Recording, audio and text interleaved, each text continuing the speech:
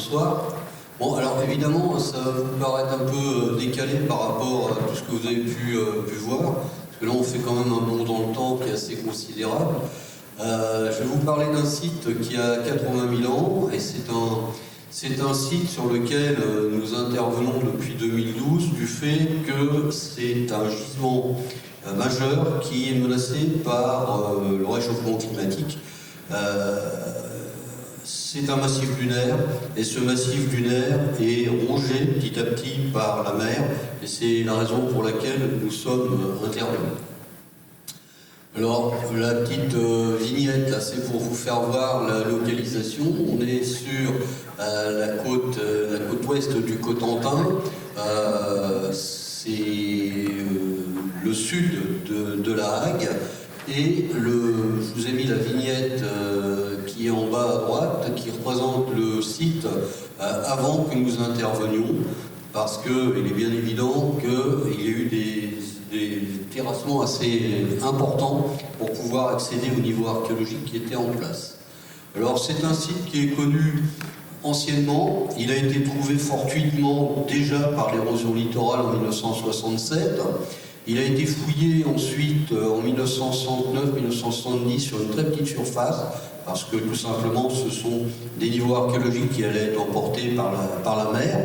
Et ce site a livré des vestiges importants pour la période en ce qui concerne le massif armoricain normand. Bon, le massif armoricain normand, je suppose qu'il y a pas mal de gens qui connaissent pour les Canets.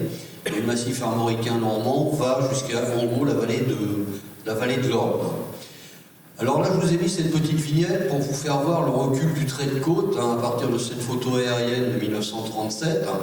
Et je vous ai remis le petit trait de côte de 2022 en jaune. Et ce qu'il faut savoir, c'est que les massifs lunaires dans ce secteur sont en train de partir à la mer, avec bien sûr tout ce qu'il y a derrière. On a des maisons maintenant qui commencent à avoir les pieds dans l'eau. Alors dans la partie supérieure du massif lunaire, nous avons fait un décapage avec les techniques de l'archéologie préventive. Donc c'est de la pelle mécanique de gros modules, c'est des pelles de 20, 22, 24 tonnes, avec des godélistes de 3 mètres, et on fait des passes successives relativement minces pour voir si on a des vestiges ou des structures.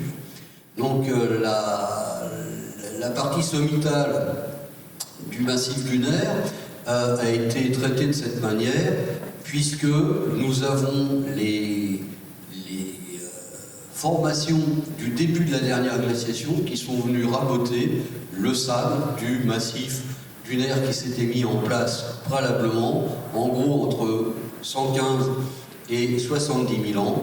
Et ces formations, c'est ce que vous avez sur la vignette du haut. En fait, ce sont des coulées de boue qui sont chargées plus ou moins fortement en blocs de roches qui se sont mises en place. Ce sont des boues liquides avec les phénomènes gel-dégel qui se sont mises en place en gros entre 70 000 ans et 40 000 ans. Bon, après, ce sont des dépôts de sédiments plus fins qui se mettent en place en gros entre 40 000 ans et 10 000 ans. Les niveaux qui ont été mis en évidence sont relativement bien marqués, pédogénéisés. Bon, vous voyez les sols, je vous les ai restitués avec tout simplement des indications. Et ce qui est hyper important pour ce site, c'est que nous avons des sols qui sont en position primaire, à la différence de ce qu'on a souvent dans d'autres sites de même période, notamment dans la plaine de Caen. Nous sommes dans des environnements limoneux, et l'ennemi de l'archéologue, c'est le lombric. Le lombric brasse absolument tout. Alors là, le gros avantage dans les massifs sableux, c'est que nous n'avons pas ces bulldozers qui brassent les vestiges. Ce qui caractérise le site, c'est quelque chose qui n'était pas du tout attendu quand nous avons recommencé à travailler sur le site en 2012, c'est la conservation d'empreintes humaines, des empreintes de pas. On a aussi quelques empreintes de mains, on a quelques empreintes de genoux, et on a aussi des empreintes de pattes animales. Et on a ça sur tous les niveaux archéologiques.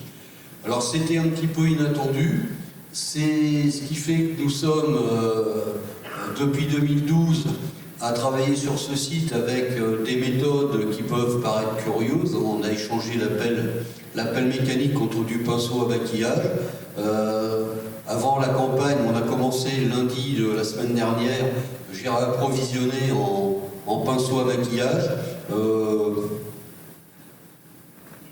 Ne me maquillant pas, je ne pensais pas que ça pouvait coûter si cher, ces bêtes-là. On doit être à peu près à 17 balles le pinceau. On en consomme quand même pas mal parce que le sable est très abrasif. Donc là, je vous ai mis quelques exemples d'empreintes de pieds et empreintes de main. Alors, les empreintes de pieds pour cette période du paléolithique moyen, il n'y en a que 9 qui sont connues ailleurs de ce site au monde néandertalien, qui va de l'Atlantique à l'Oural et qui intègre tout le Proche-Orient. Donc c'est quand même un site assez extraordinaire.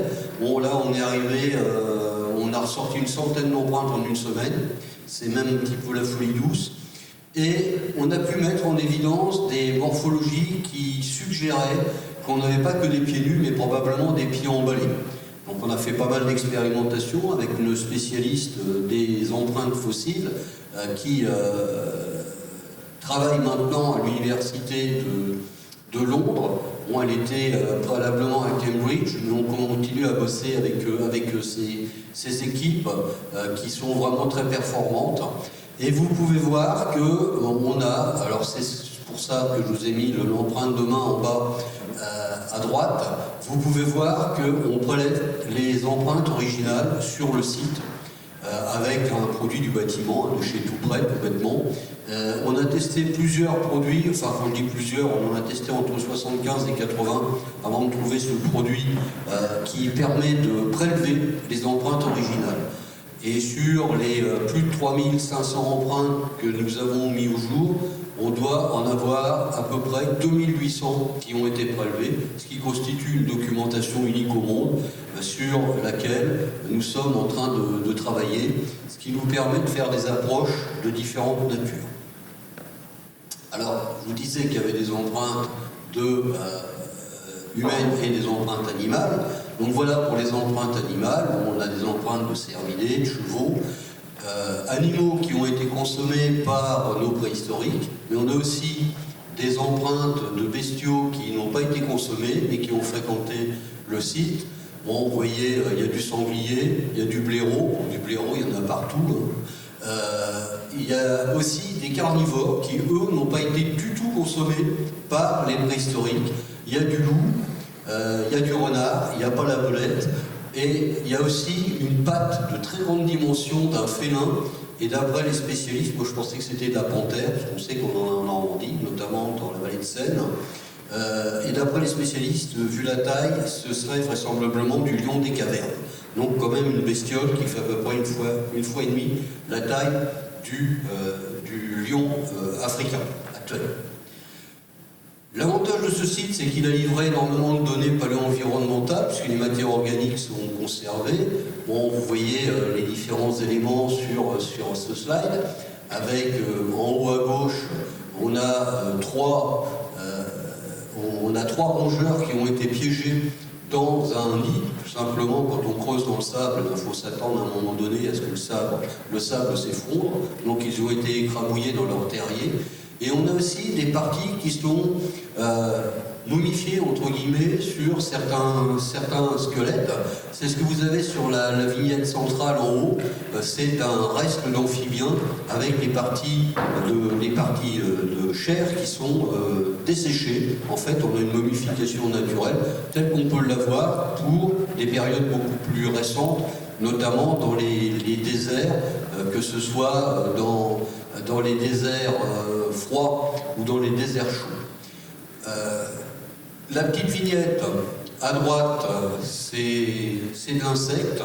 Alors, bon, Hervé vous a parlé des tiques, moi je vais vous parler des charançons. Ce sont des bestiaux qui sont conservés, et ça c'est quelque chose de très rare dans les niveaux archéologiques, d'avoir ces matières, c'est de la chitine, hein, donc ça se conserve quand même pas très très bien. Et ça c'est très intéressant parce que c'est un site qui était en bord de mer et on se rend compte que les insectes sont conservés, mais les animaux marins qui ont la même structure ne sont pas attestés sur le site. Donc ça nous a un peu interpellés. Bon, il y a du poisson aussi, mais qui n'a pas été consommé par les préhistoriques, on les a dans les niveaux interstratifiés, et ça a été des poissons qui ont été introduits par des petits carnivores, et on a aussi une vertèbre d'anguille qui a été trouvée, dont la corticale osseuse est affectée par les sucs gastriques, donc c'est un régurgitat d'un oiseau. On sait qu'on a pas mal d'oiseaux sur le site. Et les mollusques sont conservés, mollusques terrestres de massif lunaire, aucun mollusque marin attesté. On a pas mal d'oiseaux qui nous donnent des indications environnementales et qui nous donnent aussi des indications sur les agents d'accumulation. Alors ce sont surtout des rapaces qui ont consommé les oiseaux qu'on retrouve sur le site dans les niveaux interstratifiés, mais aussi dans les niveaux anthropisés. Et par contre, on a quelques éléments dans les niveaux anthropisés qui attestent de la récupération de plumes et qui attestent aussi de la récupération d'une patte de buse.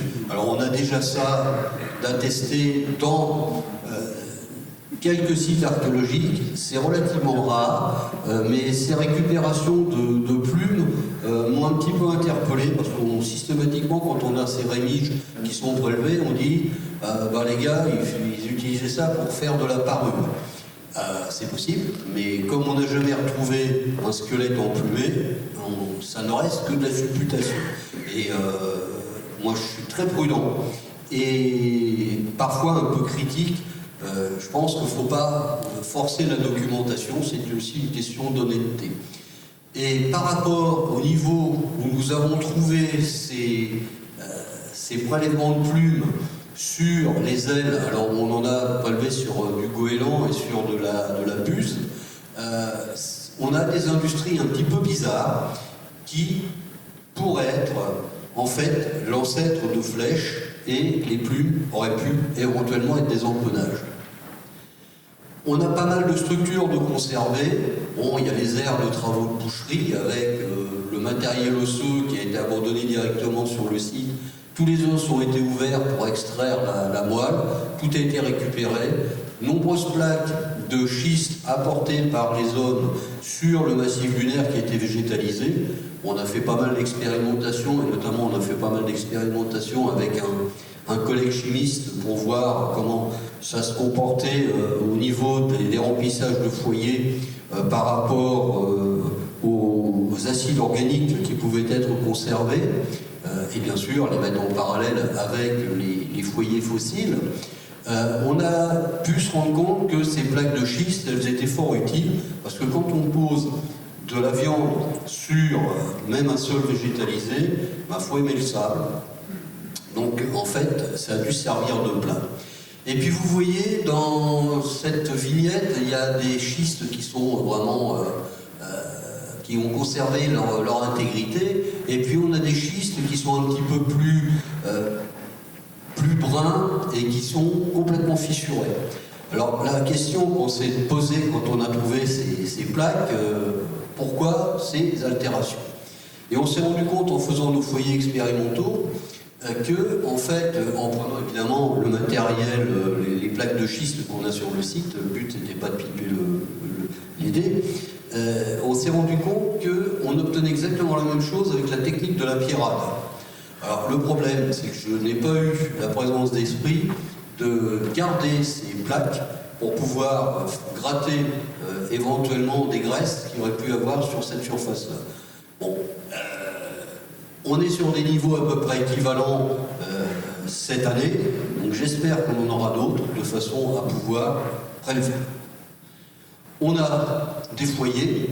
Alors ces foyers ont conservé leur remplissage, et les acides organiques contenus dans les foyers nous prouvent que nos chasseurs, cueilleurs, collecteurs, qui sont des itinérants, ne consommaient que du mammifère terrestre, à savoir cerf, cheval, auroch. On n'a aucun élément provenant de la mer, pas de mammifères marins, pas de cétacés. Et puis, à proximité, on a les amas de débitage. Nos préhistoriques sont allés chercher des blocs de matières premières à proximité. Là, notamment, ce sont des galets marins qui ont été prélevés dans les cordons littoraux qui étaient proches, et ils ont taillé la panoplie du petit boucher de façon à pouvoir découper les animaux qu'ils consommaient. La surprise aussi, ça a été l'état de conservation du matériel. Donc là, je vous ai mis une planche des matériels osseux trouvés dans les 3 niveaux supérieurs, où on a un état de conservation très exceptionnel avec les traces de découpe. Et on a même certaines esquilles osseuses, c'est celles qui sont avec les petits tiretés bien imprimés, qui ont servi de retouchoir pour raffûter les ratoirs, qui sont entre autres des couteaux de boucherie. Bon, vous voyez qu'on a des bestiaux qui sont plus dans notre environnement immédiat, notamment du rhinocéros de prairie. On a bien cherché, on n'en a pas trouvé sur la plage du Rosel. Et puis, ça nous donne des indications sur les périodes d'occupation qu'on appelle la saisonnalité. Alors, cette saisonnalité, elle est déduite de l'âge d'abattage des jeunes animaux. Et puis, on a la possibilité de l'approcher aussi avec l'étude des isotopes sur émail dentaire des animaux adultes. Et on se rend compte que, quels que soient les niveaux investigués, nos préhistoriques ne sont là qu'à la mauvaise saison, généralement automne, hiver, au tout début printemps, et sur vraisemblablement des laps de temps relativement courts. Alors tout ça, c'est possible grâce aux nouveaux moyens d'investigation qui peuvent être mis en œuvre, notamment les isotopes. Ces isotopes, ils nous renseignent aussi, à partir de dosages de strontium, sur la circulation des troupeaux. Et comme à l'époque l'homme est chasseur, cueilleur, collecteur, qu'est-ce qu'il fait? Il suit le casse-croûte, donc ça nous donne aussi des indications sur la circulation des groupes humains. Chose assez inattendue, sur le site, on a aussi les protéines qui sont conservées dans le matériel osseux. Alors bon, moi j'ai testé 5 sites normands, hauts et bas normands. Bon, 4 sites ont donné des résultats, mais c'est un petit peu anecdotique, avec des proportions relativement faibles. Sur le site du Rosel, on a la chance d'avoir un taux de détermination qui est entre 88 et 96%. Ce qui est quand même assez extraordinaire. Donc on peut, à partir de tout petits fragments d'os, caractériser l'espèce. Bon, avec la technique utilisée par le collègue de Lille, il nous faut 1 milligramme de poudre d'os pour pouvoir déterminer. Alors bon, je me suis un petit peu marré quand je lui ai porté les échantillons, parce que bon, j'ai échantillonné 10 500 fragments osseux, et dans ma bagnole, j'avais un carton avec plein de petits sachets avec de la poudre blanche. Je me suis dit, si jamais je me fais arrêter par la maréchaussée, je ne sais pas ce qu'on va me poser comme question. Bon, toujours est-il que tout est en cours de détermination. Alors, c'est intéressant parce que ça va nous donner aussi des espèces qui ne sont pas attestées par l'archéozoologie du fait que les os sont de trop petites dimensions. Et surtout, moi, ce qui m'intéresse, c'est de savoir si on ne va pas avoir des restes humains. Parce qu'on se rend compte qu'on a plein d'empreintes de pieds d'individus, on a énormément d'empreintes de pieds de gamins, du tout petit qui commence à marcher jusqu'à l'adolescent, et on n'a pas un seul os. Alors vous allez dire, ils sont peut-être pas morts sur place. Par contre, comme tous les mammifères, les gamins, ils perdent leurs dents de lait. Et on n'a aucune dent de lait de trouver sur le site. Alors évidemment, les collègues du Sud-Ouest considère que la préhistoire c'est que le Sud-Ouest, on dit bah, c'est parce que t'as pas tamisé. Eh ben si, on a tamisé. Et on n'a pas de dents de lait. Alors bon, ça fait partie des mystères de l'Ouest. Et dans un rapport, je posais la question, savoir pourquoi on n'en avait pas. Bon, j'avais mis que c'était la faute à la petite souris, on m'a dit que je ne pouvais pas laisser ça dans un rapport officiel. Les archéologues n'ont pas tous du goût. Donc on a pas mal de choses. L'ADN, par contre, n'est pas conservé ni sur le matériel osseux, ni sur les sols d'occupation. On a essayé, ça ne donne absolument rien. Par contre, on a des espèces qui n'étaient pas attestées par l'archéozoologie, mais qui sont attestées par la protéomique. Notamment, on sait qu'on a du loup, et on sait aussi qu'on a des chiroptères. On a 3 espèces de chauves-souris. Et dans un niveau interstratifié, on a trouvé quelque chose qui ressemblait, d'après la morphologie à de l'os, qui avait une structure très bizarre. En fait, c'est caoutchouteux. C'est un peu la structure d'un vieux pneu. Et ça sentait les hydrocarbures. Moi, ça m'a un petit peu interpellé. Comment ça a pu se conserver, ce truc-là, et par quel mécanisme? On a essayé avec la chimie classique, ça n'a absolument rien donné. Et par la protéomique, il s'avère que c'est du phoque, et c'est probablement un morceau de phoque qui a été apporté par un carnivore, et le carnivore l'a consommé sur le site pendant que nos préhistoriques n'étaient pas là. Les foyers nous donnent donc des indications sur les espèces qui étaient consommées, et puis ça nous donne aussi des indications sur le combustible. Alors on s'était rendu compte que dans ces structures dans lesquelles on avait traité les matières premières carnées, donc cuisson de la viande par crémation directe, enfin donc barbecue, la technique de la pyrale, on a le fumage aussi qui est attesté aussi pour les peaux. Alors on a fait évidemment de l'expérimentation pour les peaux, on voulait comprendre le pourquoi du comment, mais en fait ça évite la prolifération des insectes qui autrement viennent pondre sur ce qui reste comme matière organique sur la peau, et puis là on fait très rapidement un élevage d'asticots. Et là c'est vraiment très très efficace. Alors sur le site on a mis au jour plusieurs milliers de charbons de bois, ce qui est assez extraordinaire parce que généralement on a quelques bricoles. Là on a dépassé les 10 000 éléments de charbon de bois. On a du charbon d'os aussi, et ça on se pose la question de savoir si ce sont des os qui ont été mis, et c'est généralement de l'os spongieux qui ont été mis dans les foyers pour alimenter, ou si ce sont des reliefs de repas, je ne sais pas si on pourra répondre. Mais ce qui est assez intéressant, c'est que vous voyez, je vous ai mis les 2 vignettes, vous avez 2 fragments de bûches qui sont conservés. Ça c'est vraiment très exceptionnel, et notamment le fragment du bas va nous permettre de faire une étude fine à partir de l'étude des cernes de croissance. Donc on va avoir sur une trentaine d'années le climat avec les 2 cernes de croissance de cet arbre. Alors tout ça, on essaie de le mettre un petit peu dans l'espace, on essaie de géoréférencer. Alors on travaille évidemment avec des méthodes classiques, notamment tout ce qui est enregistrement, géoréférencement classique X, Y, Z de chaque objet, qui est bien sûr rentré dans une base de données qui est documentée, avec un tachéomètre.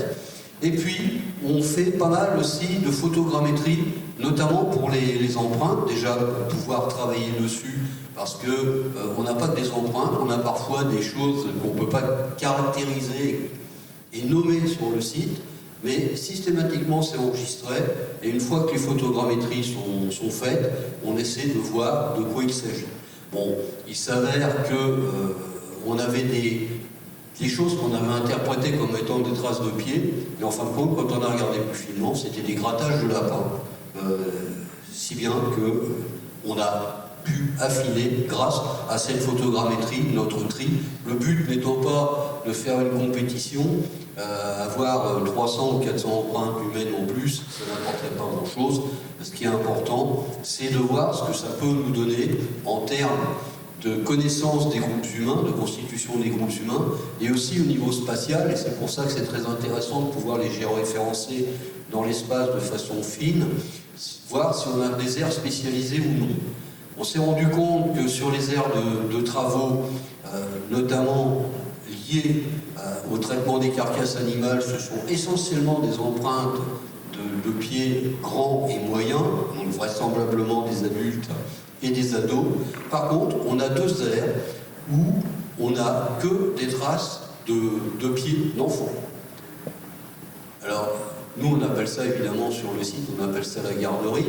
Alors ça interpelle un petit peu les fouilleurs, Et ils me disent, oui, mais pourquoi il est parqué là? Ben, je leur ai dit, vous avez vu qu'il y avait du lion des cavernes dans l'environnement. Si on les laissait courir dans la pampa, ils servaient de casse-croûte, les gamins. Hein.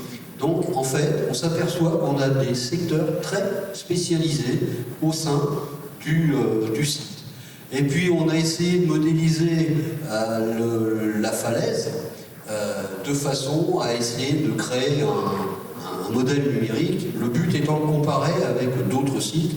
On travaille en réseau, notamment avec les collègues du nord de la France, parce qu'on a des choses quand même très différentes en termes de culture entre ce qu'il y a au nord de la Loire et ce qu'il y a au sud de la Loire. Hein, ce sont des mondes culturels qui sont complètement différents. Donc on essaie de travailler en réseau et on essaie surtout de faire en sorte de pouvoir restituer en 3D ces sites.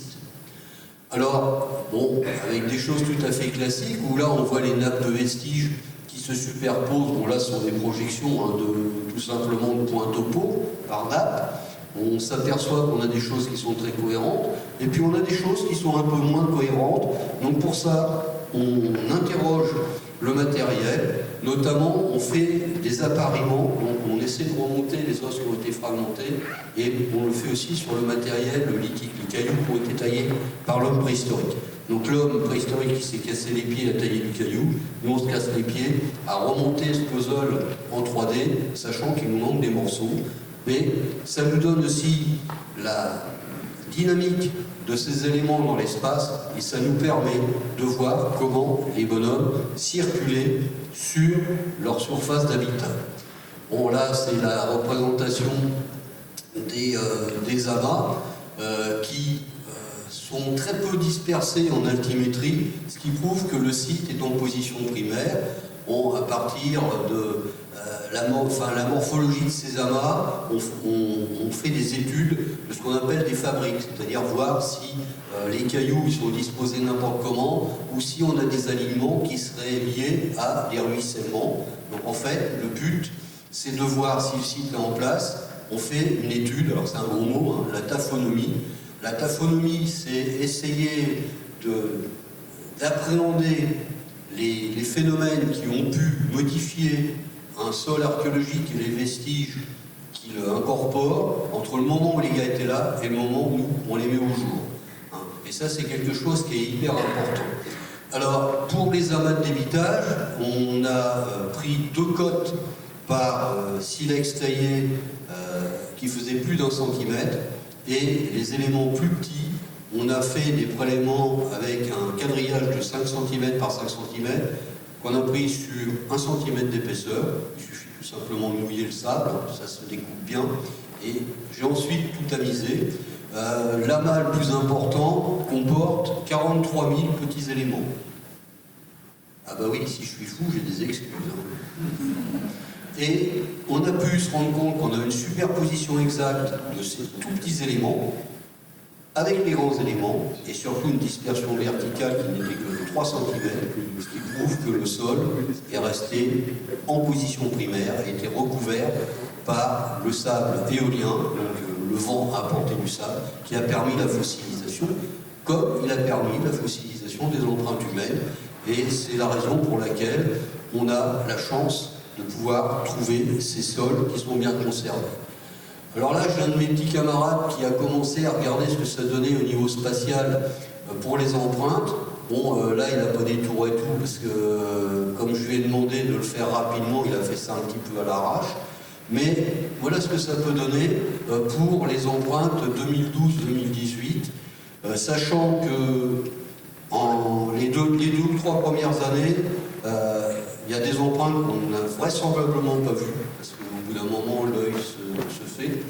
Et puis surtout, on arrive à mieux appréhender des empreintes qui ont été affectées par les phénomènes naturels au moment de l'occupation, notamment érosion du vent et circulation d'eau avec du ruissellement.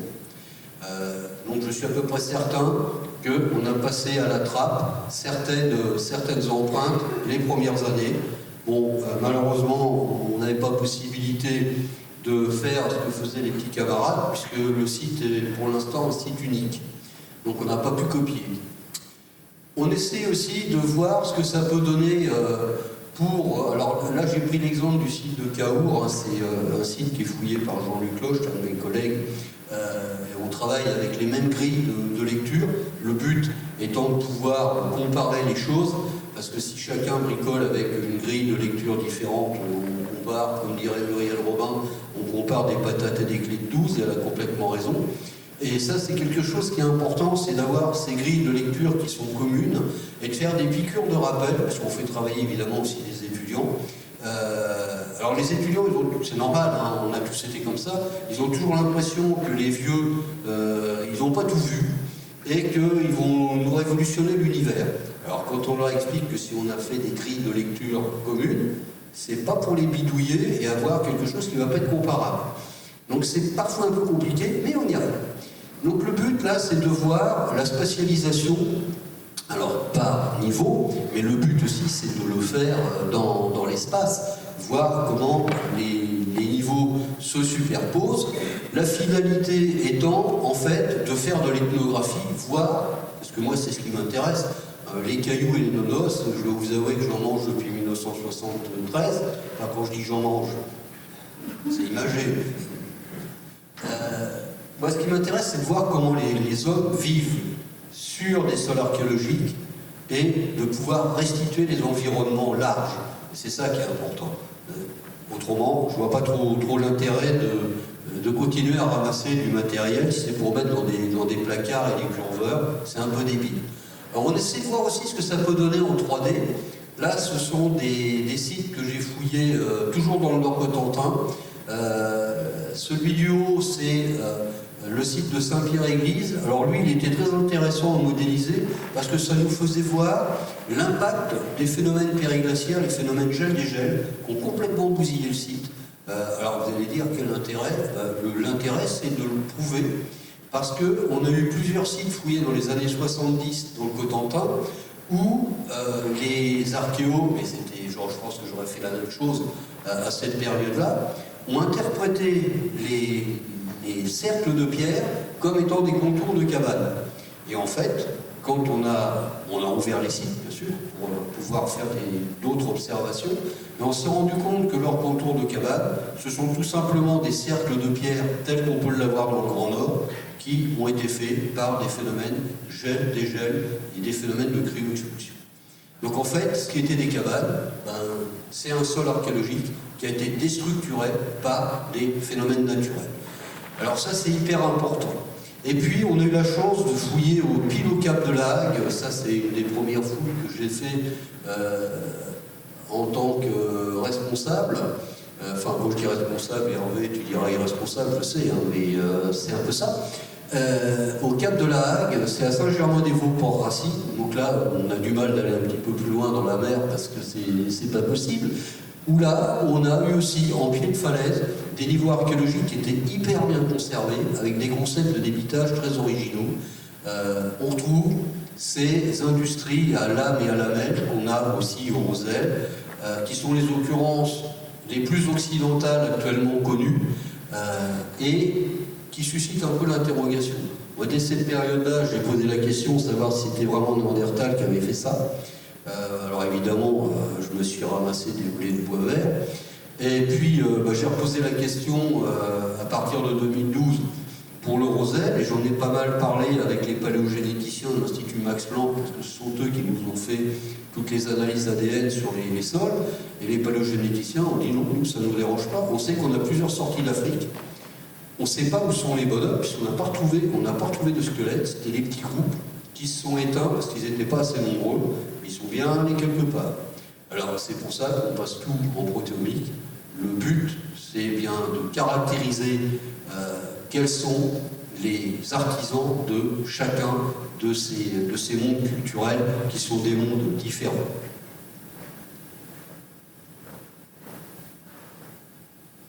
Alors voilà ce que ça nous donne en bilan, c'est que dans les niveaux supérieurs, on a des aires de travaux de boucherie, si on veut synthétiser, avec Une panoplie instrumentale tout à fait classique, c'est les deux cailloux que vous avez en vis-à-vis à côté, qui sont des racloirs tout à fait caractéristiques du paléolithique moyen et associés à l'homme de Néandertal un petit peu partout sur la planète. Par contre, dans les niveaux sous-jacents, vous avez ces lames et ces lamelles. Moi, quand je les ai fait voir, évidemment, aux collègues du musée des Hésies, tout le monde m'a dit ton truc, c'est du paléosur. Et puis les petits, je vous ai pas mis les petits nucléus, donc les petits blocs, quand ils sont épuisés, ils sont tout petits. Et on m'a dit, ça, c'est du mésolithique. Et ben, j'aurais dit, non, braves gens, parce que, alors on m'a dit aussi qu'il n'est pas en place. J'aurais fait voir les photos, j'aurais dit, on a enlevé 15 mètres de sédiments. Ou alors les lapins, ils creusent très profond. Hein. Donc, comme quoi, on ne sait pas tout. Et qu'il faut avoir l'humilité de dire, ben, on ne sait pas pour l'instant. Et le but de la manip, c'est d'essayer de faire en sorte d'approcher la vérité. Donc, on a des choses bizarres. Et parmi ces choses bizarres, il y a la récupération de plumes, la récupération de pattes de buse, et puis on a des meules et des broyons. Alors ça, dans du paléo moyen associé à Néandertal, c'est rarissime. Donc là, on a 2 meules en grès, on a 2 broyons aussi en grès, et puis sur une des meules, on a des traces de colorant, c'est de l'hématite qui a été écrasée, et à 1,80 m de cette meule, on a trouvé le petit bloc de colorant que vous avez sur le côté, c'est un petit bloc d'hématite. Donc là, à quoi ils ont servi ces éléments, on n'en sait rien. L'hématite, on sait que c'est quelque chose qui est utilisé aussi, et on essaie expérimentalement, ça marche bien, qui sert aussi en tant qu'antiseptique à traiter les peaux. En plus de ça, c'est abrasif, donc ça permet de faciliter le traitement des peaux. Mais c'est aussi un colorant pour des peintures corporelles ou sur tissu, sur cuir ou sur bois. Alors malheureusement, le cuir, on n'en a pas de conservé. Le bois, on a des charbons de bois. Donc, encore point d'interrogation. Donc, des éléments au niveau culturel qu'on n'a pas dans les niveaux supérieurs. Et évidemment, on est allé voir ce qui se passe dessous pour savoir combien de niveaux on allait encore avoir à gérer. Et là, on retrouve le monde néandertalien classique. Alors, c'est pas un épiphénomène, parce que j'ai un de mes collègues qui a trouvé dans la vallée du Rhône, à la grotte Mandrin, entre 2 niveaux néandertaliens où il a des restes humains à tester. C'est du Néandertal. Et lui, il a du bol parce qu'il a les dents de lait. Nous, on les a pas. Bon, tant pis. Mais interstratifié entre deux, il a une industrie un petit peu bizarre, avec des toutes petites lamelles et des pointes. Moi, j'ai vu ça en 2006. Quand il m'a dit c'est dans du paléo moyen, je lui ai dit si c'est Néandertal qui a fait ça, je me fais archevêque. Mais je ne m'entends pas. Je ne sais pas pourquoi d'ailleurs, c'est plus très à la mode hein, d'ailleurs. Et il a trouvé, il y a 2 ans, une dent de lait, et c'est une dent de lait d'Homo sapiens, 54 000 ans. Alors ça fout le bazar. Et puis il y en a évidemment qui veulent pas démordre que l'homme moderne n'est pas arrivé avant 40 000 chez nous. Moi j'ai posé aussi la question à mon collègue Jacques Jaubert, avec qui j'ai fait une partie de mes études, qui a fouillé la grotte de Bruniquel. Vous avez peut-être vu ça en documentaire. C'est cette structure qui se trouve dans une grotte où la lumière du jour n'apparaît pas. L'homme a cassé des tronçons de stalagmites, c'est très normé. Ça fait entre 28 et 33 cm. C'est maçonné à l'argile à la base et des jambes de force. On sait que Néandertal était capable de faire des tas de choses très sophistiquées que nous, on aurait du mal à faire. Mais on sait, à partir des travaux qui ont été faits récemment par l'Institut Max Planck et aussi le muséum, Antoine Balzo est en train de driver une équipe où là, ils ont travaillé avec l'Institut du cerveau, ils sont en train de faire un travail remarquable.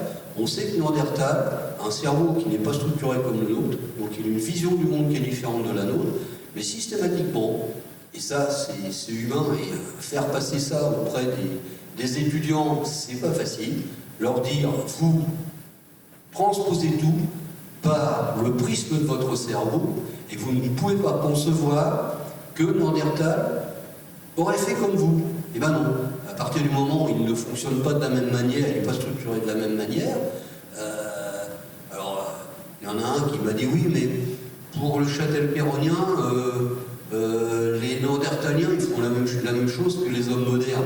Je dis, si tu trouves un site fouillé récemment, convenablement, avec des études taphonomiques fines, pour dire que c'est l'homme de Néandertal qui a fait du châtel-péronnien, ok. Mais comme ça a été fouillé fin 19e, début 20e, avec des méthodes qui n'étaient pas idoines, en fait, on a beau reprendre le matériel, une fois que le site il est fouillé, s'il n'a pas été bien fouillé initialement, on ne peut pas aller au-delà.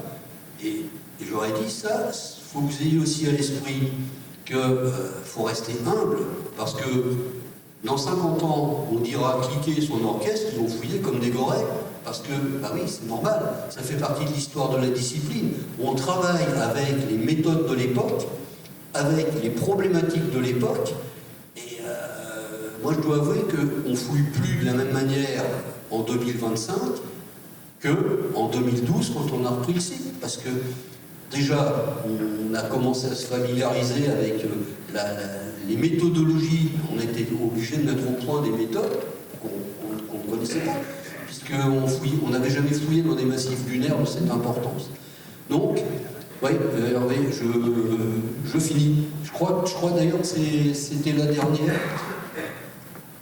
Voilà, alors si vous voulez des informations supplémentaires, vous avez la possibilité de lire ces merveilleux ouvrages. Alors ça, c'est surtout pour ceux qui sont insomniaques. Vous en lisez 2 pages tous les soirs et vous allez apprendre à dormir. Voilà, je vous remercie.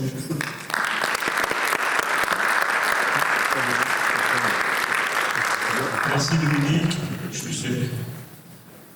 Je ne me lâche jamais de t'écouter, bien évidemment. J'ai trouvé un tout petit peu fatigué ce soir. Il y a plus d'un ou 2 jeux de mots, et puis tu n'as pas pu résister effectivement à celui. Hervé a parlé d'éthique, et moi je parle des charançons. Ouais, et c'est vrai qu'elle était facile, mais il fallait la faire. Hein. Je te remercie de l'avoir faite. Tu m'avais pas demandé de ne pas faire de la maille. Non, du tout. Juste en complément, et si vous avez quelques questions à poser, mais qu'il soit déjà assez tard, ce qui m'a intéressé, j'ai visité le site de Dominique l'année passée, et ce qui m'a tout de suite interpellé, c'est de me dire, effectivement, le recul du trait de côte, tel que tu l'as évoqué sur la cartographie, il est réel, ça va vite, très vite.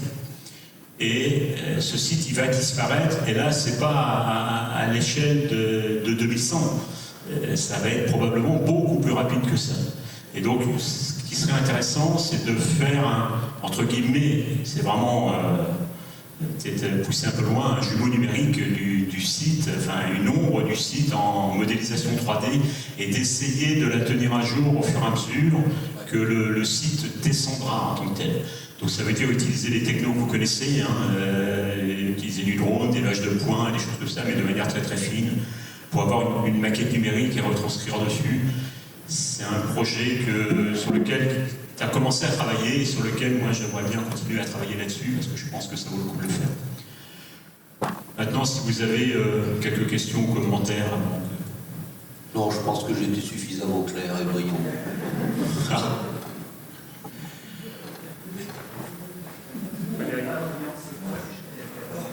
Le châtel-péronnien, c'est la première culture du paléolithique supérieur où on a encore des technologies associées à l'homme de Néandertal et les productions de l'âme telles que va le faire l'homme moderne. Et on commence à avoir les premières industries osseuses. Alors, quand on parle d'acculturation à partir d'individus qui n'ont pas le même cerveau, enfin un cerveau qui n'est pas structuré de la même manière, bon, c'est vrai que c'est un petit peu provocateur ma réponse, mais je leur dis, vous pouvez filer à un bonobo ou un chimpanzé un ordinateur, parce qu'il sait quand il va appuyer sur telle touche, il va voir sa banane ou sa pomme, mais il ne sera pas capable de vous faire la programmation. Donc c'est un petit peu caricatural, mais c'est un peu ça. Et l'homme de Néandertal, à part ces esquilles osseuses qu'il utilise pour retoucher le... Alors il les prépare, parce qu'il enlève l'espèce de gélatine qui est dessus, qu'on appelle le périos, pour que ça devienne un outil. Mais on n'a pas de choses sophistiquées comme on va avoir ensuite avec l'homme moderne, qui lui a une véritable industrie de l'os, dont l'aiguille à chat.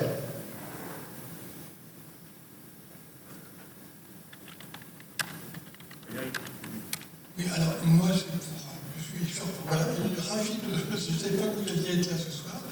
Je ne vous ai jamais vu. Ah oui, pardon. Il faut parler plus fort, excusez-moi. Donc, j'en ai peut-être un peu pour clôturer avec un sujet hors FIG, je ne sais pas. Donc, comme un certain nombre de personnes ici, j'ai vu votre reportage. Et dans le reportage, vous expliquiez qu'à un moment, avec les papes, il fallait garder les gamins. Alors j'imagine qu'il y a peut-être beaucoup de parents dans la salle, et en tout cas là où j'habite, on a un certain couple, il y a des gamins, et là où on joue au foot, des fois il y a quelqu'un qui passe avec 2-3 pilbugs, et on a appelé ça la formation Le Rosel.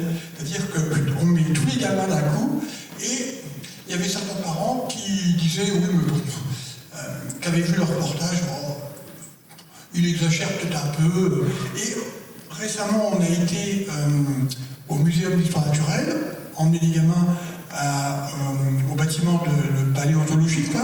Et là, vous avez quelques squelettes de lions des cavernes ou de machins à peu près de cet âge-là. Et il faut imaginer que c'est à peu près haut comme le siège. Alors qu'un pitbull qui fait peur, c'est à peine à la partie noire, hein, en squelette. Donc, il faut imaginer qu'est-ce que ça devait être, quoi, l'ambiance. C'est sûr. Et puis, nous, on vit dans une nature maintenant qui est complètement transformée. Bon, à partir du néolithique, l'homme a commencé à bousiller son environnement. Hein. On commence à couper des arbres, on modifie les espèces, etc. Bon, les gars du paléolithique, en fait, exploitaient le milieu et étaient suffisamment intelligents pour ne pas exploiter le milieu de façon à tarir la source. Et ça, c'est quelque chose qui est hyper important. Alors, il est vrai qu'à l'époque, on a quand même un nombre d'individus qui est faible. Moi, j'ai demandé aux paléogénéticiens, je leur ai dit, mais on avait combien au moment du Rosel? Il y avait combien de personnes sur la planète? Alors, ils m'ont dit entre 200 et 400 000 individus sur toute la planète, ce qui est ridicule. C'est vrai que c'est très peu. Mais sur un espace qui est assez colossal, c'est vrai, sachant qu'on n'avait pas encore de peuplement en Amérique. On commençait à avoir des choses en Océanie, et notamment en Australie. Et là, en Australie, c'est de l'homme moderne. Et l'homme moderne, il arrive aux alentours ils ont des choses maintenant qui sont aux alentours de 60 000. Et quand on voit la morphologie du détroit de Torres, ils connaissaient forcément des moyens de navigation. Alors, ils naviguaient peut-être à vue. Quelles étaient les embarcations, on ne sait pas. Mais on a des choses comme ça sur lesquelles maintenant on a des certitudes. Et les méthodes de datation sont de plus en plus fines. Alors, pour en venir au Rosel et les zones de parcage, on a un étudiant du muséum qui a fait une thèse sur les empreintes qui ont été trouvées entre 2012 et 2017. Et dans sa conclusion de mémoire, il met le groupe humain était composé principalement d'enfants. Les cerfs ont été dépecés sur les 3 niveaux supérieurs. Ils ont été introduits entiers. On a toute la bestiole et ils sont de très grande taille. Et ils sont estimés à 300 kg. Alors je lui dis, mais avant d'écrire ça, réfléchis, c'est que du bon sens. Ou alors tes minots, ils prenaient de la blédine le matin, mais il y avait un problème, quoi. Et il n'a pas voulu en démordre. Donc en fait, le groupe, il est constitué essentiellement d'enfants qui allaient buter des aurochs qui faisaient 1,5 tonne. Hein, pareil, parce que les aurochs, les bœufs sauvages, le plus gros, il fait 1,5 tonne. C'est pas très sérieux. Je lui dis, mais il ne faut pas faire une règle de 3, il faut essayer de voir quelle est la représentativité du nombre de pas faits par des enfants par rapport à des adultes. Bon, il a dit oui, et puis voilà, un verre de la main, c'est oui, quoi, puis c'est tout. Moi, ça m'a un peu gavé, ça m'a même passablement agacé. Donc, l'année d'après, on a sollicité, parce que le site est ouvert à la visite, hein, si vous voulez venir voir le site, on vous fait la visite du site, il n'y a aucun problème. On y est de mi-mai à depuis septembre, on fouille 4 mois, et les visites sont accompagnées, on vous explique le site sur place. Le but, c'est de faire en sorte que les visiteurs, et notamment les natifs du coin, s'approprient le site, c'est leur patrimoine. Nous, on a la chance de le fouiller. Et donc on a sollicité des familles qui sont généralement soit des familles locales, soit des gens qui viennent passer leur congé sur le site du Rosel. Et on leur a dit, est-ce que vous voulez participer à des expérimentations? Et on a réussi à piéger 3 familles. On a doté le podomètre avec un cahier des charges. Et donc on a eu des résultats qui étaient hyper intéressants. Et il y a une des familles maintenant qui participe à toutes nos opérations de podomètre, parce qu'on s'est rendu compte en fonction des cahiers des charges qu'il fallait faire évoluer ce cahier des charges. L'année dernière, on a fait des opérations podo avec les gosses de l'école primaire de Surtainville. On a fait marcher 95 gamins avec les podomètres, avec un cahier des charges très normé, de façon à pouvoir appréhender le nombre de pas fait par les gamins, sachant que le groupe était dirigé par un adulte qui marchait lui à son rythme, donc il fallait que les minots suivent. Ensuite, on les a lâchés sur la plage pendant une demi-heure, quartier libre. Bon, évidemment, j'avais réquisitionné toute l'équipe de fouilles, qui avait chacun 2 gamins pour noter exactement ce que faisaient les gamins, parce que le but, c'est aussi que ce soit pertinent. Et on est revenu à l'école, chacun marchant à son rythme. On a eu des résultats qui étaient hyper intéressants, mais c'était une classe d'âge 3 ans, 11 ans. Et juste avant le chantier de fouille, j'ai un ami qui est prof au lycée Gambier à Lisieux, et là, on a sollicité le collège et le lycée Gambier, et là, on a refait une opération de podo avec une centaine aussi de gamins du collège, et ça nous donne des résultats intéressants, et ça suscite d'autres interrogations. Mais quand on voit le nombre de pas que font les gamins, et notamment pendant les périodes dites de repos, on a Merlin 3 ans, pendant qu'on cassait la croûte, alors nous on a fait très peu de pas, bon ça a duré une demi-heure, en une demi-heure, quand j'ai vu le podomètre, je me suis dit c'est pas possible, le podomètre il en a un coup dans le cigare, c'est pas possible. On dépassait les 10 000 pas. Le gamin, il a fait 10 000 pas en une demi-heure. Alors il jouait. Alors, comme on l'avait fait sur 2 jours, on lui a donné un autre podomètre, 9600 pas. Alors, il faut se rendre à l'évidence. Et c'est ce que j'avais dit à Jérémy, parce que quand tu te promènes sur la plage et puis que tu vois les gamins qui évoluent sur la plage, c'est pas le même nombre de pas qui est fait par les adultes qui vont en long en large, qui vont aller voir un truc et puis c'est tout. Les gamins, ils n'arrêtent pas de courir. Je lui ai proposé de lui prêter mon petit-fils qui est hyper tonique. Pareil, qui tient du grand-père. Et là, il aurait compris sa douleur. Moi, j'ai essayé avec mon petit-fils et naïvement, je pensais que j'allais pouvoir compter les pas. J'ai dit que laisser tomber, parce qu'autrement, il fallait que j'ai l'aspirine avec moi. Donc, c'est pour ça que c'est avec lui que j'ai commencé à regarder ce que ça donnait avec un podomètre. Et là, on va continuer avec un cahier des charges qu'on est en train de faire évoluer. Et c'est bougrement intéressant parce qu'on se rend compte que les petits 3 ans, quand on a un rythme qui est trop rapide, ils calent et c'est le portage qui est obligatoire. Et on voit ça dès la préhistoire parce que les Américains ont mis une piste d'individus. Bon, c'est beaucoup plus récent, on est dans du 20 000 ans, où on a des individus qui marchent apparemment à une bonne cadence, et le gamin, au bout d'un moment, il ne suit plus, et on se rend compte que le gamin est porté, est posé de temps en temps, à période régulière, il fait quelques pas, et ensuite il est reporté par les adultes. Et fort de cette information, qui est une formation archéologique, j'ai commencé à regarder ce que ça pouvait donner aussi au niveau du règne animal. Et on voit que les chimpanzés, notamment qui vivent en savane, qui cherchent l'eau et la nourriture, font exactement pareil, parce qu'ils se tapent leurs 10 km par jour pour avoir de l'eau et de la nourriture. Et on se rend compte que c'est évidemment le chef du clan qui drive le groupe et qui s'occupent pas du tout de savoir si les petits y suivent ou pas, et au bout d'un moment, les petits montent sur le dos des mères pour pouvoir être traînés parce qu'ils suivent plus le rythme.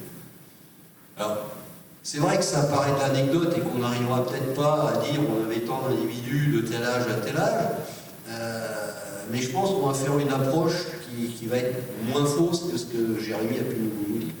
Voilà, je suis bavard. Oui, donc j'avais une petite question sur la partie effectivement où vous avez expliqué que vous ne retrouviez aucun reste, que ce soit des squelettes, soit des dentelés.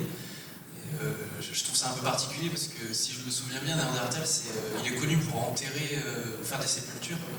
Oui, mais on en a quand même. Enfin, quand je dis on en a peu, c'est vrai, c'est pas vrai, parce qu'en fait, on a plus de sépultures d'hommes de Néandertal que d'hommes modernes. Rien ne dit qu'on n'est pas un bonhomme quelque part dans le massif lunaire. On a encore au moins 3,50 m à descendre pour arriver à purger tous les niveaux. Et puis bon, quand on fouille avec les méthodes qu'on met en œuvre, au pinceau à maquillage, l'année dernière on a descendu 80 cm, c'était quand même en 4 mois. Bon, sur une belle surface, c'est vrai, mais c'est... après, on me dit au niveau des services de l'État, vous ne pouvez pas faire plus vite. Bah, cahier des charges, vous nous l'avez filé, hein. Vous venez le faire. Déjà, bon, maintenant je suis en retraite, mais quand je farcissais mes 4 mois de fouille, je gérais mes dossiers en rentrant le soir, parce que j'avais la gestion de l'archéologie préventive du département de la Manche. Alors je dis, puisque vous savez bien faire, vous venez me faire voir, comment vous faites, et on en discute. Ben, subitement, silence radio. Et la deuxième question, c'était, vous avez montré la disposition des empreintes.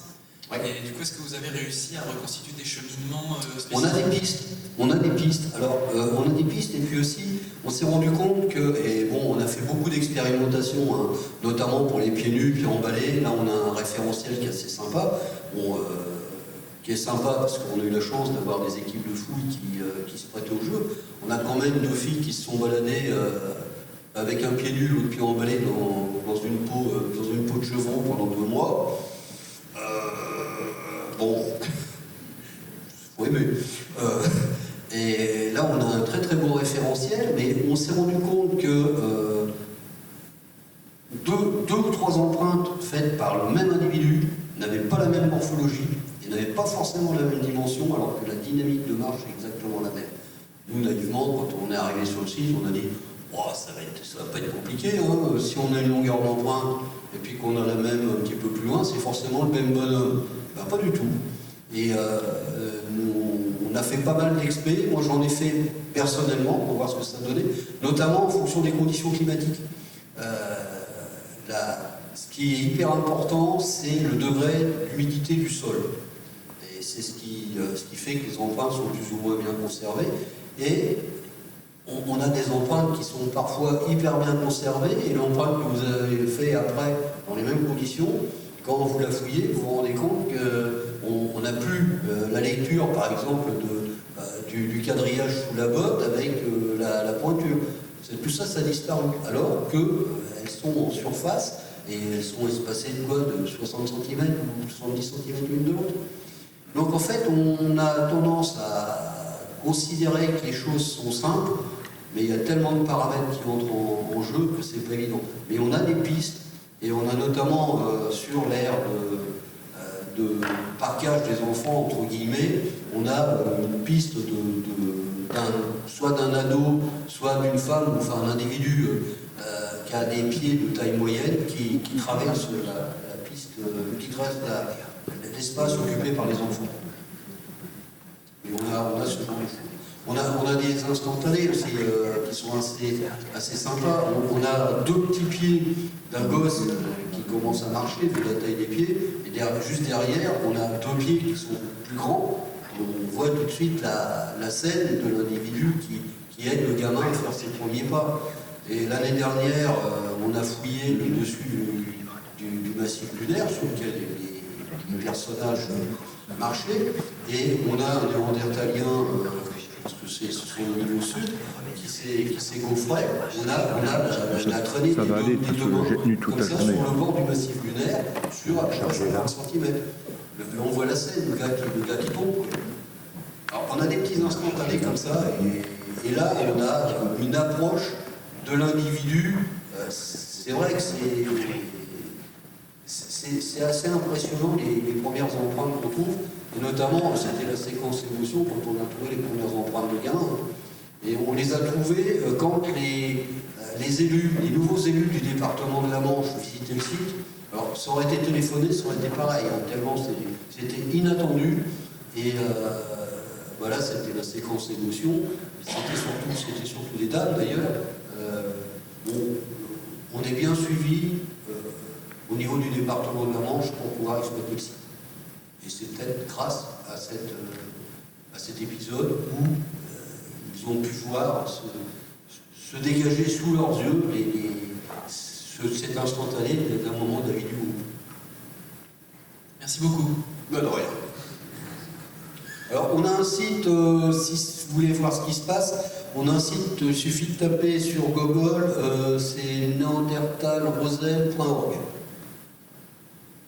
On essaie de l'alimenter au fur et à mesure, et puis il y a des vidéos, il y a des capsules aussi qui ont été faites par la DRAC, ce qui permet de savoir un petit peu ce qui se passe sur le site. Voilà. C'est un vieux site. Hein. Si on souhaite visiter le site, il faut prendre rendez-vous. Vous avez nos coordonnées sur justement ce site, et puis vous faites un mail, et vous, évidemment, vous me donnez votre numéro de téléphone, on prend rendez-vous. Le but, c'est de ne pas avoir tout le monde en même temps, parce que autrement, c'est pas sympa. Là, tout de suite, on est un petit peu pris d'assaut par les groupes scolaires, parce qu'on fait un partenariat avec le DO. Et on est quand même pas mal sollicité. Et c'est pareil, quand on nous dit, ben voilà, il va y avoir 120 gamins, on leur dit, mais les 120 gamins, il faut faire des groupes de 15, autrement, déjà, ça va être l'anarchie. Ils vont rien voir, le but, c'est qu'ils apprennent. Donc on est en train de voir les autres activités qu'on leur fait faire. On a fait des bacs de fouilles volontaires du caillasse pour qu'ils les sortent au pinceau, parce que ça leur permet de jouer à Indiana Jones et de sortir le truc magique. Mais c'est un peu compliqué, parce qu'autrement, il faut des personnes. L'année dernière, on avait fait du tir au propulseur. Le problème, c'est que quand on a tant de gamins, moi je dois avouer que je ne suis pas très rassuré d'avoir tous les gamins qui courent partout et puis d'autres qui jettent des saguets au propulseur, parce que vous passez au travers un bonhomme. Hein. Alors, il paraît qu'on n'a pas le droit d'en transpercer un ou deux. On a un nouveau projet à l'OSJ, mais bon, on n'a pas le droit. Voilà. Vous parlez que de DR portalien, il n'y a pas de DR portalienne? Ah bah vraisemblablement si, et si vous avez regardé le documentaire, vous devriez le savoir. Parce que on est allé faire des images au musée de Rannes, c'est un petit musée, c'est le seul musée de préhistoire de Normandie, c'est un peu navrant mais c'est comme ça. On a fouillé un très gros site sur Rannes-Saint-Brice-sur-Rannes, site néandertalien, et quand on a fait ce petit musée qui a été inauguré en 2016, si mes souvenirs sont bons, plutôt que de mettre la frise chronologique avec les bonhommes habituels, on a travaillé avec Benoît Clarisse, qui est un illustrateur qui travaille pour les musées, puis qui fait aussi des bouquins des bouquins de vulgarisation avec des professionnels. Je savais qu'il avait dessiné des femmes, donc je lui ai demandé de n'avoir que des femmes, parce que je trouvais ça quand même un petit peu navrant qu'on ait systématiquement que des hommes pour représenter l'humanité.